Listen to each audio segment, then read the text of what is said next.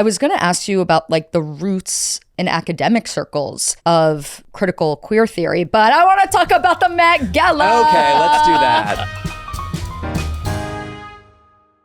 Welcome to Second Thought. I'm Suzy Weiss. And I'm Ahdoot. And we are so excited to have Ben Kawaller on the show today. Hello, everyone.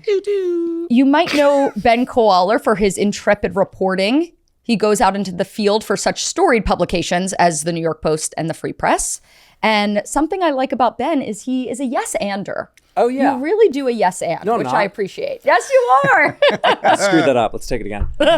And I really wanted to talk to Ben, first and foremost, because while most men go to Turkey for new hair, Oh, I got to do that. Ben Kawaller goes to Korea for a new face. Do you want to go together? I'm going to be either going to Turkey or Tijuana. Do you know that they've No, taken... it's Tijuana for dental work. Oh, but now they've taken a gaggle of the Turks, brought them into Tijuana, and you can just go to Tijuana and get the Turkey style thing in Tijuana. And the teeth and the boobs. Get it all done for $10. Are Mexicans complaining about Turks taking their jobs? Yes, good question. Interesting. Right? Should do a story on that. They should do like a special like economic zone for male glow-ups. This should be my beat.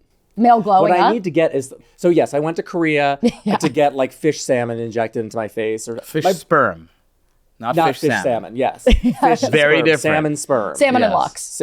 Right. So, well, my brother wanted to go because Okay. he's fancy. I have a fancy brother who knows things about, how to take care of himself. He'd become obsessed with Korean skincare because of TikTok, which he spends every waking moment on. And he said, "You want to go to Korea for skincare?" And I said, "How could I say no to that?" Right. Okay, so I want you to walk us through it. You go to whose office? Who was this woman? Oh, Dr. Chaelin Chung. She was about British. Well, she was born in Korea, but she was British, so she had a British accent. So keep that in mind; it's very important. Okay. So first they like scan you sit in this like box and they scan. You put your face in this box and they scan it, And they give you the most horrifying image. blow by blow of how red you are and how It's like a clogged you reverse are and how- ultrasound. It's like, this is you dead. Yeah, you see like a sort of negative, like a creepy sort of negative image of your face. And then she details all the things that are wrong with you. Can I thank you for telling me that she had a British accent, because I was going to imitate her Yes. in a Oh, Korean that's accent, huge. and then I was You going to should get try that canceled. too. No. Is it possible to get canceled on Your the Free Press? face looks Yeah. like it needs a little bit of sperm. yeah. And that's exactly That's why we pay what them she big sounded bucks. like. Yeah, that's good. Okay, so what did she say you needed after this? I Like, needed. Well, the thing that most I urgently I needed was I have crow's feet apparently. I didn't know this. you need the Crowtox.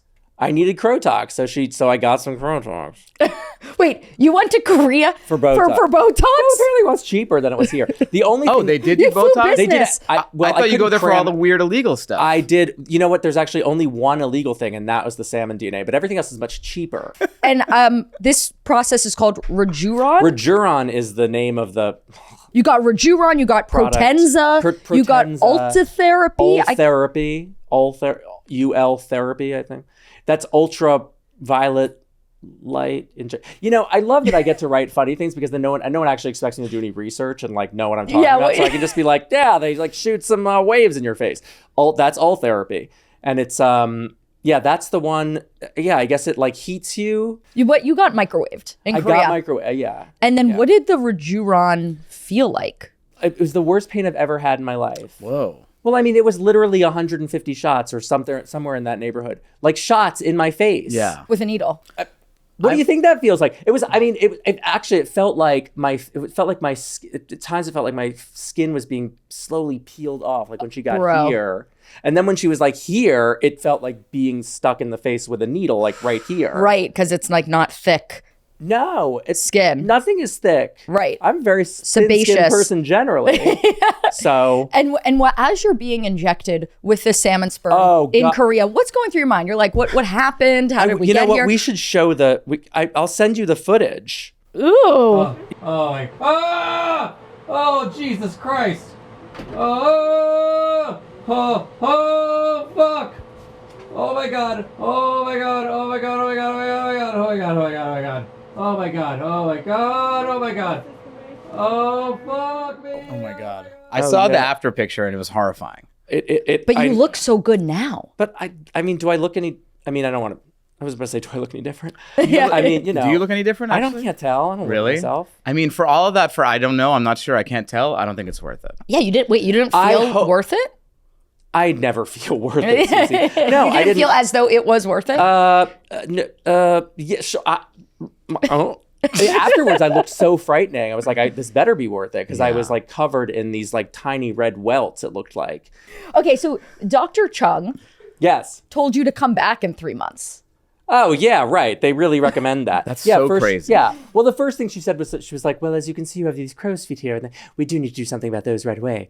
And so I said, well, of course, we must. The urgency. Actually, I think, you know, she said they didn't need to be dealt with, but she said the most important thing was to get a facial. She was like, first, you just got to wash your face, because that's something I do, you know, once every couple weeks or something. Yeah. Face wash.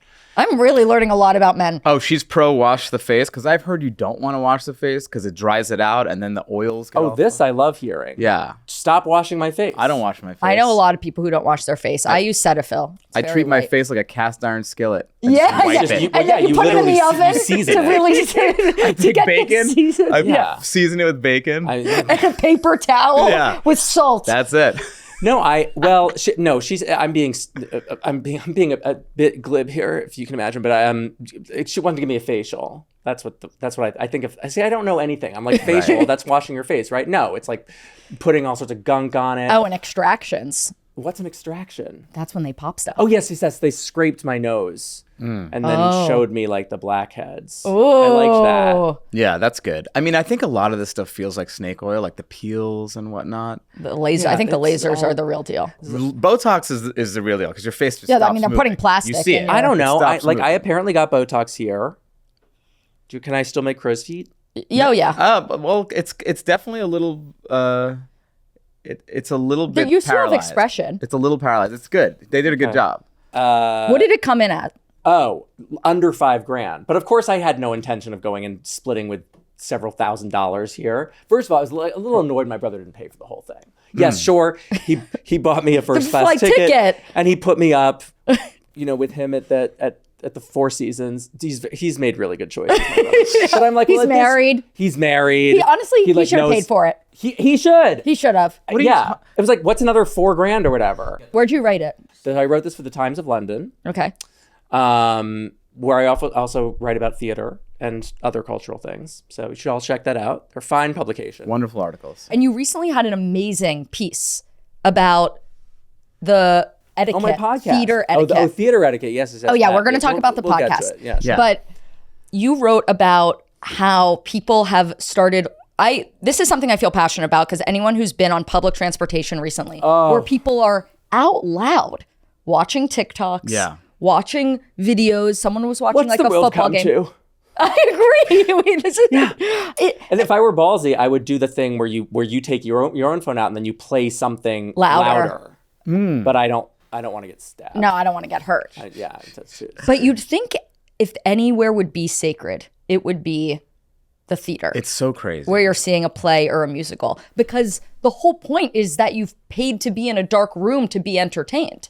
No, people have to sit through generally, people have brought them there, and they're like, "Oh, I got to sit through this thing. What am I going to do to entertain myself?" So Oh, I tell guess us I'll go about on your TikTok. piece. What is it about? Well, here's what I wanted my piece to be about. So the piece was about the piece was about like misbehaving audience members.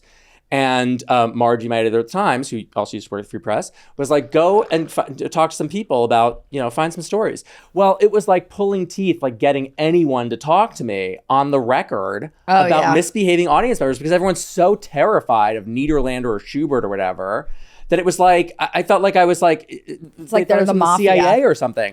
So I walked up to one box office. I got a manager who was like, oh, he really wanted to, he was like, oh, I could tell you stories. And the stories, meanwhile, were like, this crazy person got in a fight with someone and we had to kick them out or whatever. Right. And I mean, I don't know. I didn't get to hear the stories because his higher ups were like, don't talk to the press. Right.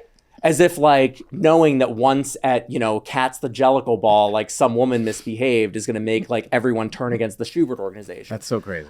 So it was like so it was a real reconnaissance mission. But you did get some good stories. Yes, I did. I mean, some woman at the Soho Playhouse like marched up to the bartender and asked for a fork. and then took out a salad and started making it. She took out like the ingredients of a Yeah, salad. she took out like she had a whole bunch of bowls, and she threw together a whole salad. And then- And then give me a fork. You know what I think the issue is? Because in the stand-up clubs, you have this as well, but we are allowed to call it out and make fun of them Right. and tell them to put out. But when you're doing a monologue, you can't stop and be like, put your phone away. They have though, and You it's can if you really wanna go scary. viral. Patti LuPone did it. Screamed at this person in the audience. Oh, I love Terrifying. that. You wrote about how someone was on a three-way Zoom call. Someone was. I did hear about that story. Someone was what's it Zooming. called? Submitting a history yes, I did paper write a on their history laptop. paper. People On a whip their laptop. It's crazy. It's so crazy. It is. I think a little bit of it is people just can't stand still for 2 hours anymore. They don't know what they're doing. Like especially post COVID, they're all weird. Theater and movies are like going to the movies is like my only respite from my phone. What's your favorite musical? The best musical ever. There's Cats? there's an answer. It's not Cats. There's an answer to this. What is it? I'll ask you. What's the best musical? It's your quiz. What's West the Side best- Story. Yes, thank you. Boom! The straight guy for the Hello, win. Leia. Yes. Downtown. West Side Story, really? It's so obvious. Even this. Who knows? Guy knows It's it. only just down the street. That's exactly it. Soon as it shows, Good. you make him kind of bowling down from the sky, gleaming your eye bright as a rose. He can sing. I went to Marie's Crisis last night, and I learned a couple things. Okay, you sing way to that bury the song? lead. You went to Marie's last Always night? You wanted to go didn't to text me? Marie's Crisis. It's my favorite place in the world. Well, Look at Clueless. I feel bad for the gays there because it's I like feel bad for the gays anyway. a We don't bunch of have any straights spaces. just come there to like stare at the gays doing their thing. They're like, oh, look at the But if look you at know the the gays lyrics- in their natural habitat. It is a gay aquarium. It is a gay Yeah, aquarium. that's like every gay bar now. Yeah. I keep wanting to get this piece published about how there are no gay bars anymore because all of you women have stolen them from us. Well, my question for Ben Kawaller, and I think he'll have a good answer for this, is how did gay become queer? Oh, well, I actually just did a podcast about this very question on Longview with Longview Investigations. Their podcast is called Reflector. And this is impossible to pitch. It's like You have a 3 mini fucking series within titles. Reflector, I have which is a long view investigation. Yes, I have a mini series within the podcast. Presented Reflector, by- presented by Longview, and the podcast is called Strange Bedfellows. You got there. Wow. Strange Bedfellows is a great title. It is. Thank you, Simon Adler. So why did would you have want to thought? make this podcast called Strange Bedfellows, presented by Longview? A number of reasons. I'm frustrated with the tenor of the conversation around gender issues. Mm-hmm. I feel like there's a great deal of demonization across the board when it comes to this stuff. And I feel like the understanding of these issues is so siloed. And conservatives, if you can call them that, have one sort of way of looking at this. Mm-hmm. And liberals broadly, if you can call them that, have another way. And there's a sense, I think, on the liberal side that we are seeing a backlash against what we call LGBT rights that's coming from a place of religious intolerance, coming from a place of bigotry, of hatred.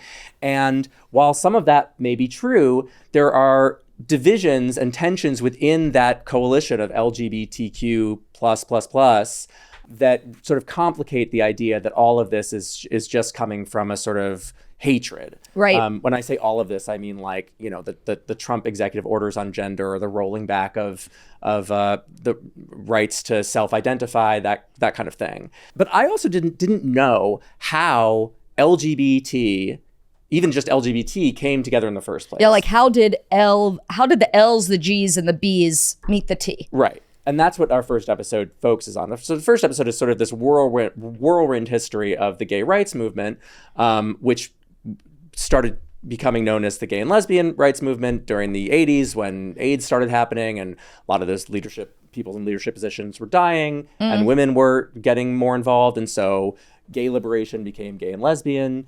I think bisexual, people say like LGB. I don't actually think LGB was ever A thing. was ever really a thing. It was gay and lesbian, and then it was LGBT.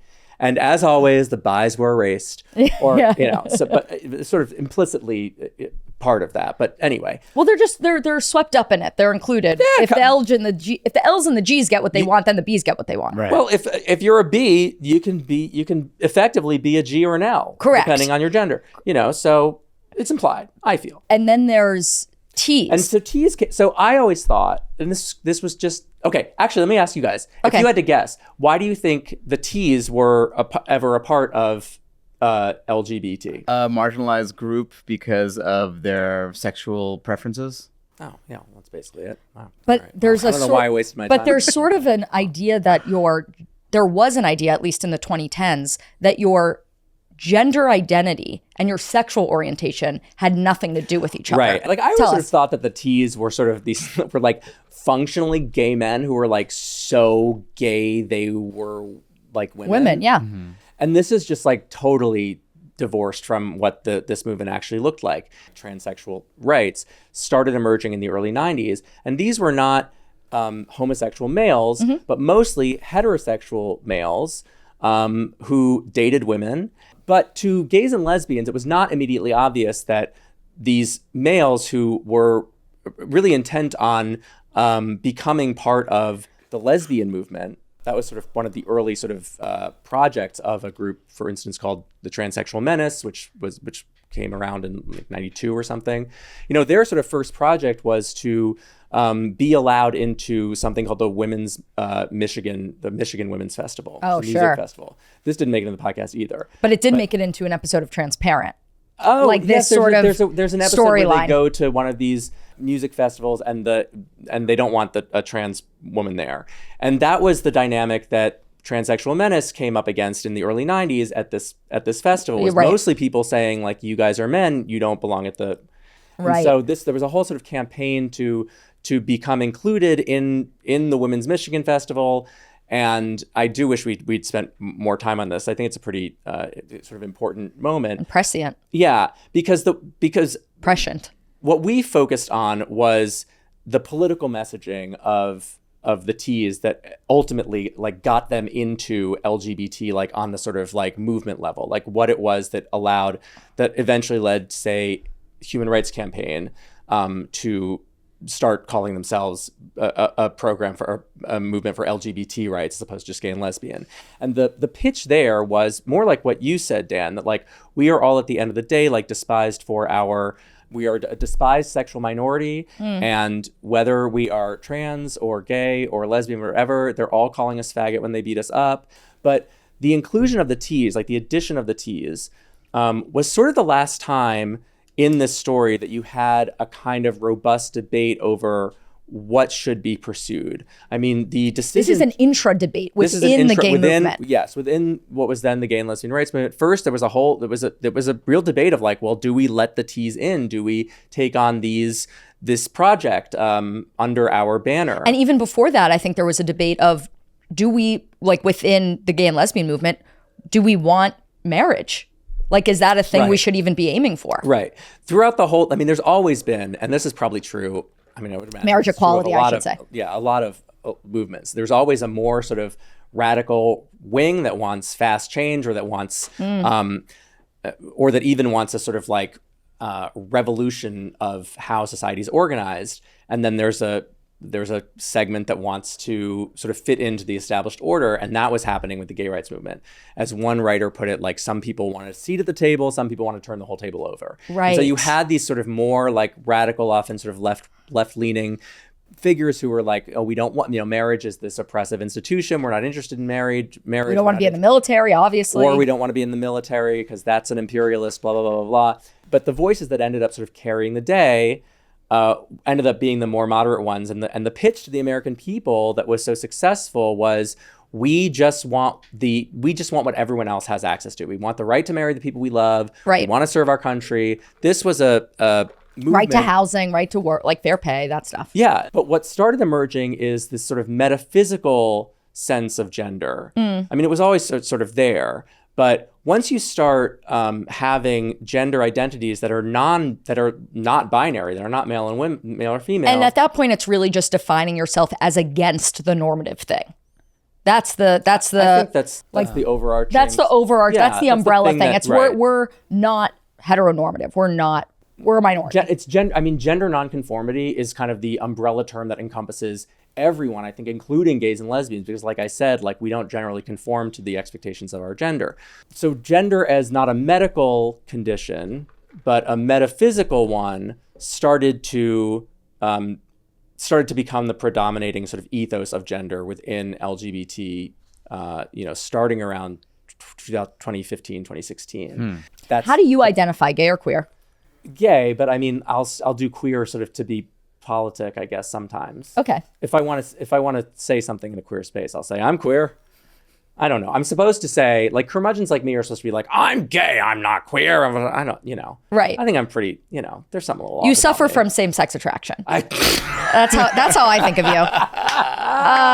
I was going to ask you about like the roots in academic circles of critical queer theory, but I want to talk about the Met Gala. Okay, let's do that. Instead, That's enough queer. There's enough queer, theory in the Met Gala exactly. to talk about. Okay. On Monday night, celebrities descended onto New York's Metropolitan Museum of Art for this year's Met Gala. The theme was fashion as art, which seems bland enough, but it was also sponsored by Jeff Which, and... by the way, fart. Fashion as art. Oh my God. Thanks so much for coming to Second Thought. I like that. Sorry, keep Wow, going. I actually Sorry, didn't keep hear going. that in all of the coverage of this. Did you guys watch the people going up the carpet? Did you have any... Who was best dressed? Who'd Okay, you think? look, here's the thing. Monday night was a real Rorschach test for gayness and straightness. Oh, that's true. It I was think I'm going to come out straight in this. It was the test. Met Gala and the game Knicks one game. of the Knicks playoff game.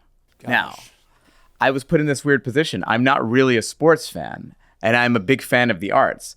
But I have my straight bona fides Yeah. to work through. And so I watched the Knicks game, even though I would have much rather have seen Yeah. Who was Met the Gala. best dressed there?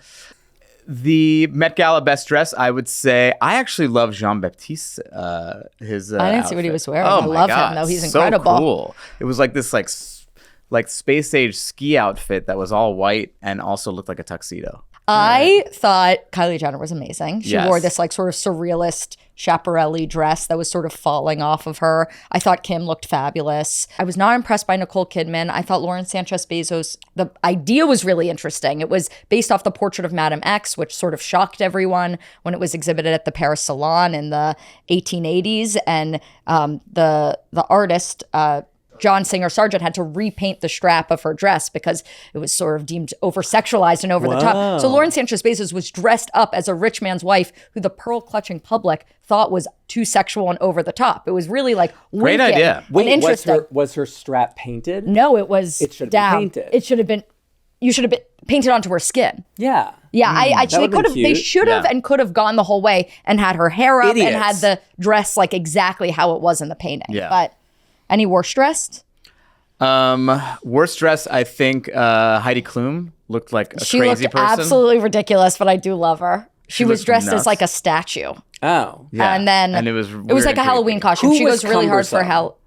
cumbersome? Yeah. Who was getting in everyone's way? Most cumbersome. Oh, Yeah. Madonna came Worst and she dressed. had people wearing or holding her like gray veil, and it was off of this like medieval painting. So it was really like accurate, I guess, but she looked like a human carousel. She had people like holding every Yeah. point of her It was her veil tent. Okay. that she was a little She was much. the worst dressed. Okay, because you think just get No, in, get you out. said most cumbersome. That was That's most the cumbersome. equivalent. That's the Yes, equivalent. that's not worst dressed. Yes, it is. Most cumbersome is worst Yes, dressed. it is. Like- Girl, there's so many people here. What are you thinking? Yeah, like shuffle in. But they're trying Shuffle to. in. It's trying to be art. It's art. Art isn't always comfortable. Wait, here's a good question to wrap up this item. Segment? Do you think fashion is art? Fart. Do you hear it now? Whenever you hear fashion is art. Sorry. Do you think fashion is art? Absolutely, fashion is art. Are you kidding me? And actually, I think Kidding me? absolutely fashion is art. And I think I dated a girl once who was in charge of fashion at the LACMA, like the fabrics and the dresses from She was a from yore. preservationist? Yes, a preservationist. And she was like, look, the thing about fashion is that you look at someone, and even if they don't care about fashion, then you know that's their attitude on fashion. Like, everyone has an attitude on fashion, even if the attitude is, I don't Right, care you about might not care fashion. about fashion, but fashion cares about you. Yeah. Cerulean. Cerulean, yes. So, yes, I think fashion says a ton about somebody. And I feel like we're in a place now where people don't care enough about fashion. Wow. Yeah. All right, I feel a bit attacked. You What's your problem? Do you think fashion is art? Okay. Do you? You don't. Sure. No, you don't. You know what? No, I think have it's gross. very passionate feelings about this. No, you don't. Okay, let's. What else do you want to ask me? Okay, let's talk about another I had a thing take. that happened. What was your take? Well, I want to talk about Jeff Bezos sponsoring this thing. Unless Yeah. you're not interested in that. No, I I totally think it's am. important he gives back. Well, here's the thing. I agree. And I feel like everyone is shaming the Met for aligning Accepting this themselves. money.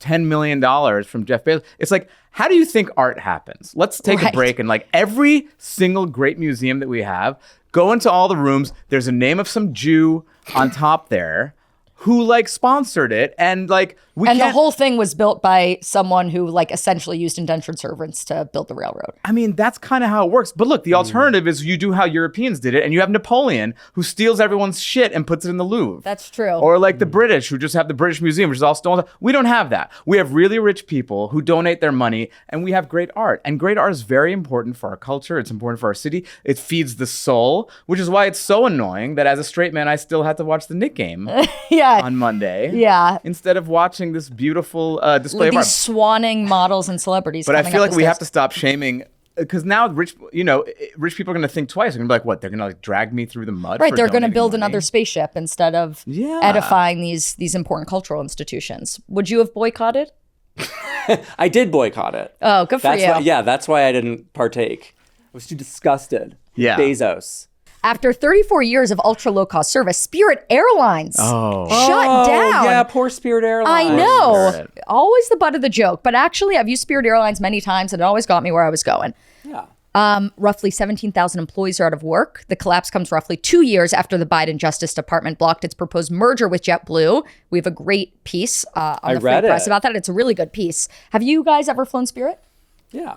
I Dan only flies Delta. am a Delta whore till I die. Gold medallion, bedazzled Gold medallion. something. Oh What my is it god. called? Diamond medallion million miler. Whoa. Yeah. I didn't realize who I was dealing with. Does fact- your diamond medallion million miler keep you warm at night, Dan? It does. In fact, I got into a fight with them once because when you got on the plane in Delta One, they come with a tray and they're like, "Would you like some champagne?" I sniffed it. It was definitely Prosecco.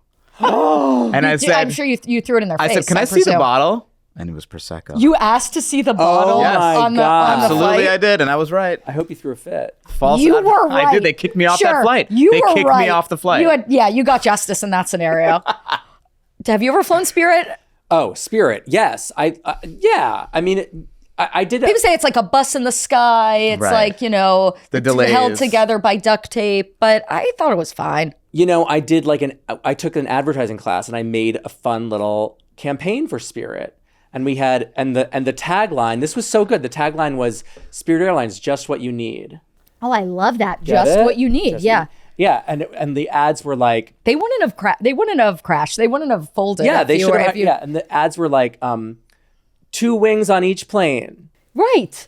Yeah. An engine. There's a bathroom. That's really good. Thank you. I feel bad though because Spirit Airways was definitely it was filling in a void, and now everyone's gonna have to pay 3 times more for tickets. Or they're just not going to travel Or they're not by gonna air, travel. which sucks. It's like Or not our travel at all. Warren. yeah.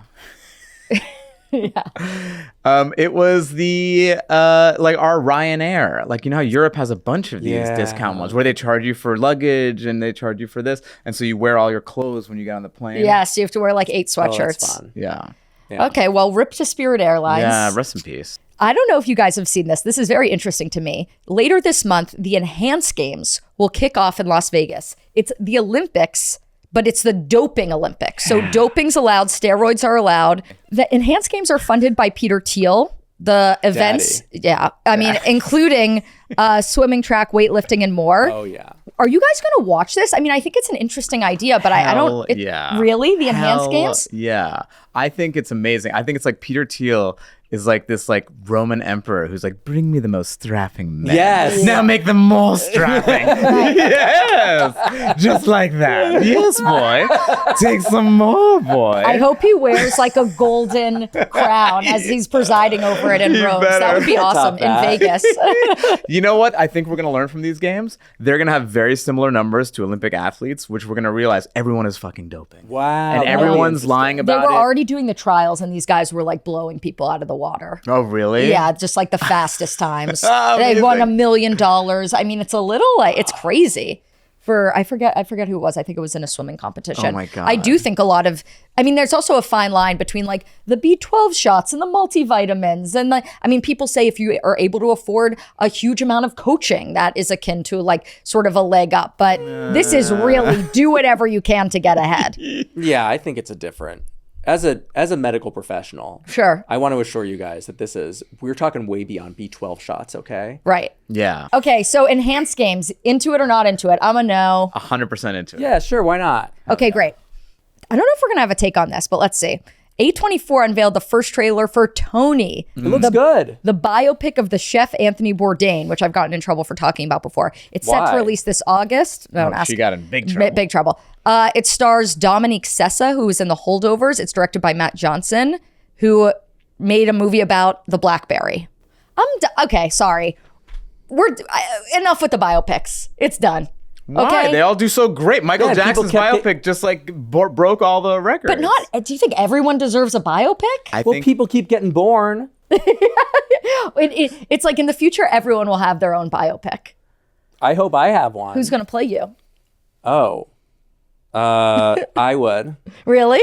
Yeah, of course I want to be in it. I was Would thinking you- Danny DeVito. I'd like to see.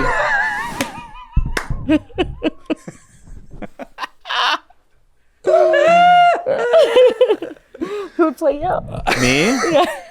Oh my God. Also, Danny DeVito. He could. We talk a lot about Danny DeVito on the show. The only person. Oh my God. It's okay. So from the trailer, it looks like it's really sort of zoomed in on his time working at the Lobster Pot in Yeah. Provincetown. And I love some Provincetown pride. Provincetown's a great town. But Yeah. I don't know. There's a lot of cooking movies. There's a lot of not the biggest Anthony Bourdain fan. Wait, why don't we like him? I just think he's like sort of put on this pedestal. I think he's idolized in a way that I think is probably detrimental to most people because they kind of, Doesn't cost me anything. well, they're just romanticizing like constant travel and, this sort of punk attitude and not committing to women. All this sounds very romantic. Can I tell you why I think you're both right and wrong on your take about Anthony Bourdain? I didn't Are know I you had an opinion. This is so refreshing. Who would have thought? Are you a Tony head? 50 minutes into this thing, you get an opinion out of me on something. That you don't care about Anthony Bourdain? No, that you like him. It came across that I give a shit about Anthony Bourdain, so I'm just celebrating that. What's my opinion? What's my take? Do you not care about Anthony Bourdain? No, he does. Sure. Oh, That's all I think Ben. about. God. What's your take couldn't- on Anthony Bourdain? Yeah. I think that And this movie. I think that I'd like to talk about your take on Anthony Bourdain. Sure. I think you're both right and wrong. Okay. I think you're right in that, yes. My take, to be clear, was Anthony Bourdain broke how a generation of men eat because they're so obsessed with finding, the off the beaten path thing or traveling for food. And while all of those things might be great on their face, I think it can become a little over the top if it becomes your personality, if you are not, in fact, Anthony Bourdain. Right. Look, I think that you're right. And I think that people have become obsessed with finding the best of the best, like you said, spelunking into a cave to find a bowl of soup or whatever. Yeah. And I do think that is awful. And I do think that, not awful, but I think it's like, it's gone too far. And I feel like this punk rockiness of like chefs are bad is like enough of that already. But I also think that you have to, the thing that Anthony Bourdain did for us as a society is that he made us realize that That Taiwan has food? no, that there's. He came at a time when America had zero food culture. Right. Like in the late 90s, early 2000s, there was good food in the big cities, but like there was no good food in America. Like it was That not. is not sounds crazy. true. Really? No good food in America before Anthony Bourdain came on There the scene. was I'm sorry.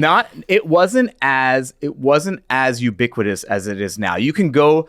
Any city now is going to have like some sort of food hall that has like artisanal this and artisanal that. It wasn't like that before. Everything was fast food. They hadn't thought of the word artisanal. It's Everyone true. was drinking orange Julius all day before Anthony Bourdain told them Anthony about Bourdain. horchata. You can go into any major city and you can go into an establishment and you can say, I would And you can sit on a stool. I would like some food. You can sit down and they'll bring it to you. And you say Anthony Bourdain was not a major figure. Come on. You guys are crazy. You don't understand. Before that, no one cared about their food. No one cared about how good their food is. There's like freshness. Michael Pollan and Anthony Bourdain came together and they showed us, oh wait, there's degrees of how good food can be. There's different art. There's like local, that became a new thing. Getting interesting foods and trying what the chef wants rather than what we want. That was all Anthony Bourdain. This is Alice Waters' erasure. Alice Waters invented. First of all, Alice Waters. And Nancy Silverton invented sourdough. And Alice Waters invented vegetables. Alice Waters also actually erased someone. There's a big thing that she basically took this other chef's work and made it her own. What you did for the LGBTQ movement, Dan could do for us for the next 45 minutes with food culture. Oh. Honestly, this is what he can geek out on. Are you going to see the movie? 100 million %. Yeah, it's made for you. 100 million %. I'll see it. Should we go together and He then review? sounds so good. He sounds like a young Anthony Bourdain. His voice is like, sounds like him. I'm really happy for... I'm not going to go see it with you. You're a Okay, hater. perfect. The whole time you're going to be like, bullshit. Biopics suck. Bourdain suck. Just like, it's like we're doing a biopic of everyone. I don't know. Ben Kawaller, thanks so much for joining us today. Thank you for having me. Where can people find you? Oh, I'm on the internet. Ben Kawaller on Instagram. Ben Kawaller at Substack. The Ben Kawaller on TikTok. I don't Google Ben Kawaller. Right? I'm all And over what's the new place. podcast called so people can tune in? The podcast is called, so look for Reflector. Gay things by reflecting gay. No, we're going to get there. The podcast is called Reflector. I have 3 episodes called Strange Bedfellows. And it's 3 Produced parts. by Longview. And it's beautiful. And we're so happy you came to join us today. Thank you very much. Thank you, Pleasure Ben. to be here. This has been Second Thought. If you want to support Second Thought, the best way to do so is by subscribing to the Free Press. I don't know after this episode if they're going to want any connection to us, but Excuse me. You could go to thefp.com/subscribe. Thank you for tuning in. Like and subscribe and review, but only with a 5-star review. And thank you so much for being here today. This has been Second Thought.